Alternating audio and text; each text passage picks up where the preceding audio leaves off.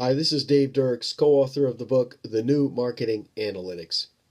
In this short segment, I want to spend a little bit of time talking to you about a very common problem, especially with service firms, whether it's professional service firms, financial service firms. It's an issue called product churn. And it's particularly a challenge for a lot of businesses because customers typically will come in. They'll buy a service, a product for a bank, for example. They might buy a certain type of demand account, some kind of special checking account. And then maybe a few months later, they'll close the account. Or the account will have an extended amount of inactivity on it. And what that tells us is that the customer tried it, for whatever reason, decided to move on to another product. And whether that product was still within our product or service set or outside of it isn't even the point at this juncture. The question is, how do we find out what type of churn we have, the extent of it, and then, of course, why, of course, are people leaving? Why are they churning out of our products?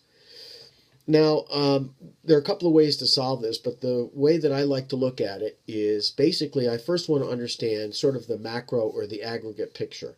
How much product churn do we have? So perhaps I go into our database, and again, this presumes that you have the ability or have been tracking product churn.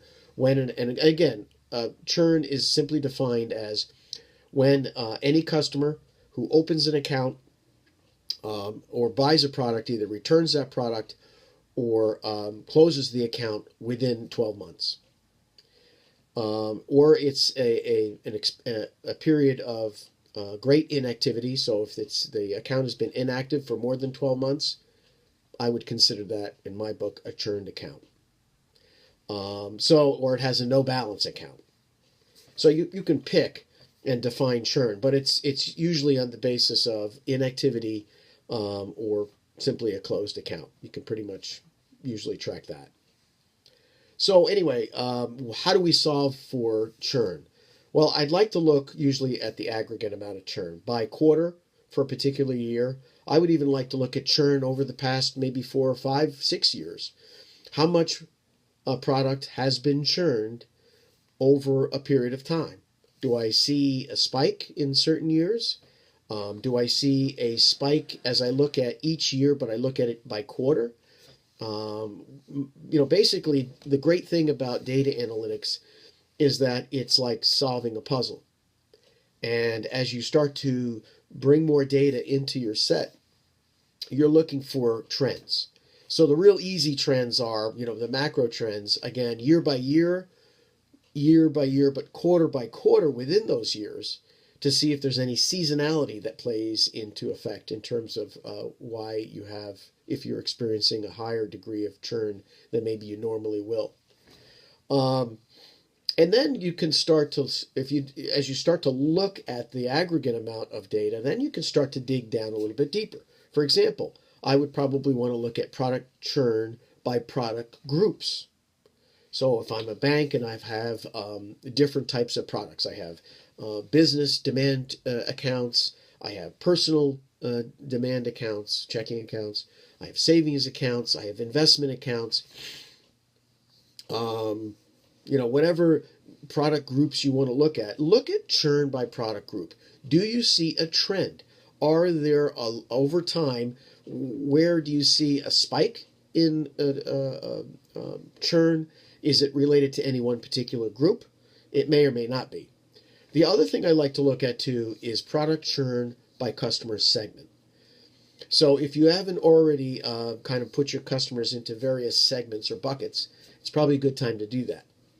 But I'm assuming at this point you have, and if you have a pretty good understanding of the different customer segments that you serve, then you can start looking at, is there churn in any one of those customer segments that stands out?